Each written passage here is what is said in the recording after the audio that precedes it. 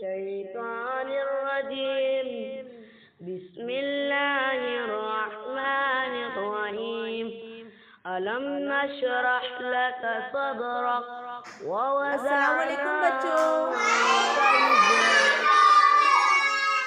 आज हम तीसरी जमात की पहली नज़म दुआ पढ़ेंगे।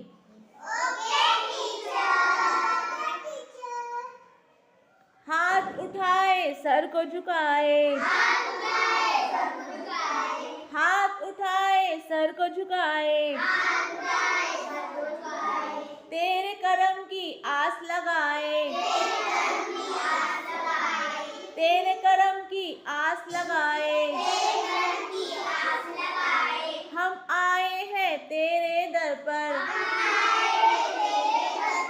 हम पे खुदाया एक नजर कर,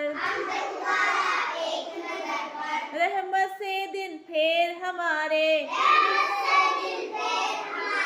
हम जीते हैं तेरे सहारे, हम जीते हैं तेरे सहारे, नाम पे तेरे जान फिदा हो, कोई न दिल में तेरे सिवा हो, सीधी राह दिखा दे हमको, नेक इंसान बना दे हमको,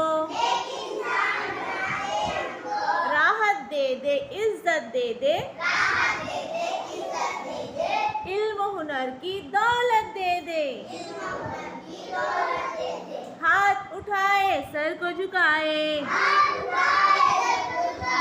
तेरे करम की आस लगाए। शाबाश।